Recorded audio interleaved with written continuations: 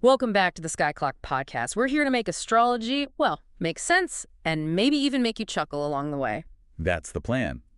And today we're diving into a pretty exciting day, May 27th, 2025. There's a lot happening up there. Yeah, I was looking at the chart and it feels electric. Not like weather electric, but like thought electric. Is that just me? Not at all. That's What? a perfect way to put it. It's buzzing, mainly because of this huge focus in Gemini. Okay, Gemini. Talkative, curious. What's the big deal? Well, the main event is a really potent new moon in Gemini. And new moons are always about, fresh starts. Right, new beginnings, plant those seeds. Exactly. But this one's extra special because it's part of a stellium in Gemini. A stellium. Remind me, that's like a cosmic pileup, right? Lots of planets in one sign? Pretty much, yeah. Several planets hanging out together in Gemini, so all that Gemini energy, communication, ideas, connections gets amplified big time. Think of it like a cosmic brainstorming session. Gotcha. So this new moon, amplified by the stellium, it's like a supercharged mental reset. Precisely. It's your chance for some serious mental spring cleaning. Time to look at the stories you tell yourself, maybe ditch the old ones that aren't working, and consciously plant some new thought seeds. Ooh, I like that. Like literally write down an old belief and then write the new one you want instead.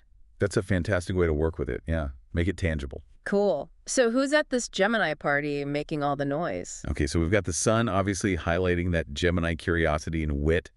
Then the moon joins in, making it the new moon, think emotional and mental reset around 7 degrees Gemini. Right. Then you have Mercury, Gemini's ruling planet, right there at home. So thoughts are going to be flying, fast realizations, maybe some surprising synchronicities. Uh-oh, better keep my notes app open. Definitely. And Jupiter's there too, the big guy, expanding our learning, our teaching, how we connect.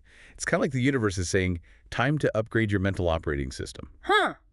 Why did the astronomer break up with the Gemini? Oh no, why? Too many mixed signals. Perfect for Jupiter and Gemini, expand your humor too. Okay, so tons of Gemini energy. What about the other players? Is everyone else just chilling? Not quite. We've got Venus over in Aries, making love and values feel bold, adventurous, Yeah. direct.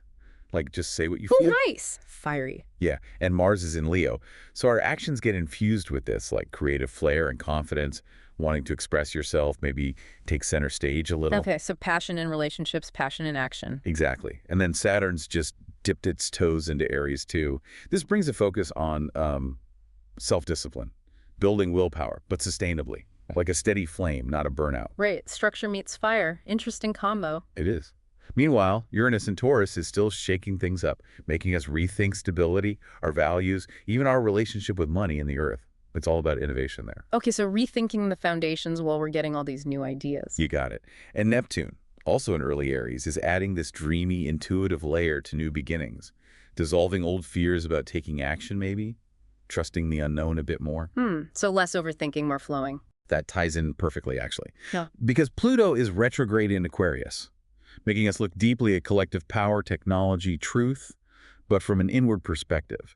And the North Node is retrograde in Pisces, pulling us towards surrender, compassion, trusting the unseen. And the South Node? Yeah. That's the comfort zone we need to leave. Yeah, South Node in Virgo retrograde, that's the tendency to get stuck in the details, the analysis paralysis, the perfectionism.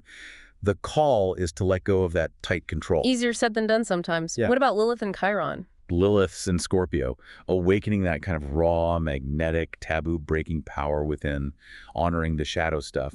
And Chiron, the wounded healer, is in Aries, touching on those core wounds around identity, courage, reminding us vulnerability is actually a strength. Wow. Okay, so bringing it all together, this Gemini new moon and stellium is like the spark, the mental ignition. Yeah, the mental ignition. And all these other planets are adding layers of like passionate action, disciplined focus, deep transformation, and intuitive flow. You've nailed it. It's a potent mix. May 27th, 2025 really is this incredible opportunity for mental evolution, personal growth. It's urging you to speak your truth, write your future with your thoughts, but also act boldly and trust the flow. Stay curious. So the big takeaway for everyone listening, I'd say it's a moment of sacred choice, a real chance to consciously choose a new story for yourself. A more liberated one. I love that, a sacred choice. Okay, leave us with one final cosmic thought to chew on. Well, the sky on this day It's like it's speaking in riddles and revelations all at once. And if you actually listen closely, not just out there, but in here, to your own mind, you might just hear the whisper of your next evolution. Goosebumps. Fantastic stuff. Thank you for joining us for this deep dive on the Sky Clock podcast. Until next time, keep looking up and keep listening inward.